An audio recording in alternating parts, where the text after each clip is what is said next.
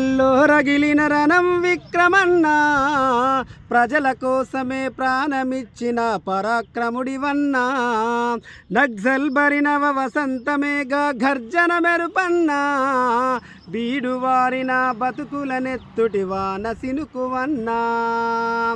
జోహార్లు మందమే సతిరెడ్డి, విప్లవ జోహార్లు నీకు విక్రమన్నా.